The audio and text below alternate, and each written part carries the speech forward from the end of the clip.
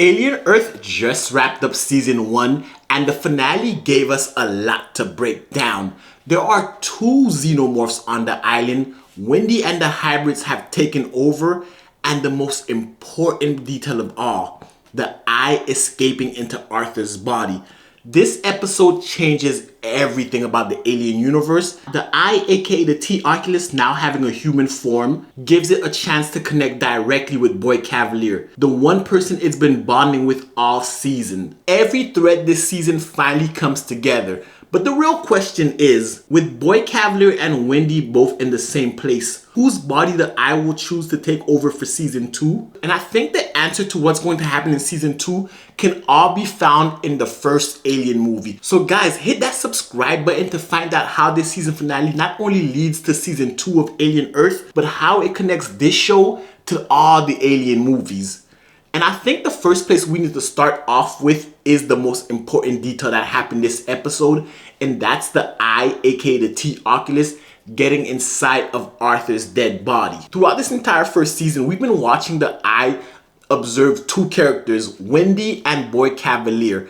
When the eye realized that Boy Cavalier may be more powerful than Wendy, it switched its attention from Wendy. When I say more powerful than Wendy, I don't mean physically stronger. Boy Cavalier is one of the most powerful, if not the most powerful person on Earth. And the eye, as it's always watching, noticed that about Boy Cavalier. Which is why Boy Cavalier allowed the eye to get out of its containment unit in order to take over Hermit's body. Luckily for Hermit, Wendy came just in the nick of time. The eye, realizing that it can't beat Wendy, decided to escape, and they let it get away. Because while the eye didn't have a body yet, it found one. Because they left Arthur's body on the beach, the eye was able to get inside Arthur's body and reanimate it. As macabre and creepy as that scene was, it's not anything we haven't seen before, because we see how the eye takes over a living creature's body. The eye kills its host first and then reanimates the corpse. That way the eye has total control of that body. But it is limited to the functions of whatever body it takes over. Like when it took over the sheep, even though it could understand Boy Cavalier, they couldn't communicate because sheeps can't talk. Arthur was arguably the second smartest person on the island after Boy Cavalier, which gives the eye a way to directly interact with Boy Cavalier and have a conversation. Since their bond had been growing throughout the entire season, we saw it culminate a few episodes ago when Boy Cavalier tried to communicate the equation of pi with the eye. The fact that even though the eye was possessing a sheep, it was able to answer Boy Cavalier. But while Boy Cavalier may have seen that as a breakthrough, I think that's the eye manipulating his hubris. We see Boy Cavalier has this level of self-grandiose hubris, this narcissistic megalomaniac attitude that the eye is manipulating in order to get closer to him. Because of his megalomaniacal hubris, Boy Cavalier believes the only minds that can actually rival his are that of artificially created ones like the hybrids, or alien life forms like the eye. But like Wendy said in the final scene talking to Boy Cavalier, he's human and flawed and an angry man just like his father. But because he doesn't see that, he's playing right into the eye's hand, and he's giving this creature, this apex predator, everything it needs to potentially take over the Earth. Because if the eye can take over Boy Cavalier's body, it'll have total control of his empire and therefore control the Earth, which I think is his plan because it realizes Boy Cavalier may be the most powerful person on the planet. But the only thing standing in its way is the fact that there are 2 xenomorphs on this island, the real apex predators of this show. The adult xenomorph is the xenomorph that Wendy has been communicating with throughout this entire season and raising. The new one is the baby one that burst out of Arthur's chest. And the main reason I think it's following Wendy is because its older sibling is also following her. Remember, both of these xenomorphs come from the same egg batch, so they're technically siblings, so they recognize each other. So that's why the babies would follow the bigger xenomorph. And instead of fighting, they're siblings that I think believe they're following their mother, since Wendy is controlling them, and it was the first thing that the adult xenomorph saw when it hatched, which arguably would make Wendy the most powerful person on the planet if you think about it. She controls 2 xenomorphs. She controls all forms of electronics, as we saw throughout the episode.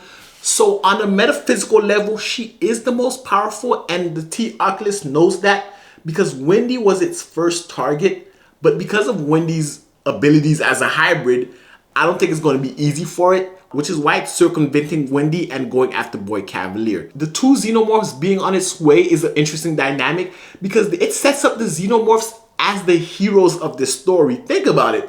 The alien creatures are working for the good guys, and they're actually stopping the true villains, which are Boy Cavalier and the Eye, from achieving their goals. The Eye and Boy Cavalier, both their goals align in a sense, and now that the Eye is inside of Arthur's body and can now communicate, I think the Eye is going to find a way to free Boy Cavalier. Because the hybrids are children and they don't understand what's going on with Arthur per se, it could potentially trick them into allowing it to get closer to Boy Cavalier. Together with Boy Cavalier's body, the Eye could be the most powerful being there, if not for Weyland-Yutani on their way to the island. Weyland-Yutani, we know, survives all of Alien Earth because they are the main backers of the mission of the first Alien movie.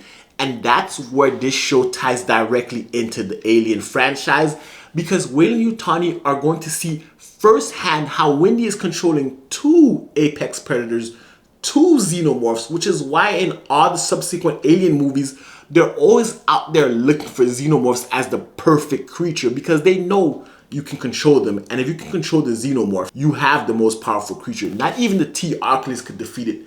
Because the xenomorph doesn't have any eye sockets, it renders the T Oculus almost moot against it. And we saw Wendy's adult xenomorph get shot right in the head and survive this episode, thus making it the apex predator. This show as a whole really is about evolution. You have the humans, you have hybrids, you have aliens, you have a hodgepodge of beings who can all become the next step of human evolution or the apex predator of this planet.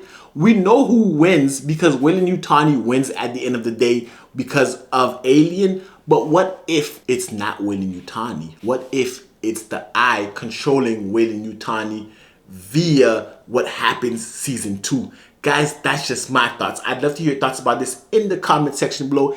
And did you like season 1 of Alien Earth? I actually liked it. I enjoyed every episode. I love prequels that build upon the lore of the main show while not being directly tied into it. For example, everything that happens on Alien Earth doesn't necessarily matter to everything that happens in Alien, but the most important parts of Alien Earth do affect the future stories of Alien. The fact that the movie Alien takes place in the future of Alien Earth with different set of characters, it gives this story a new fresh breath of life. But guys, I want to hear your thoughts about season 1 in the comment section below. And if you liked the video, give it a thumbs up, hit the subscribe button, and until next time, peace.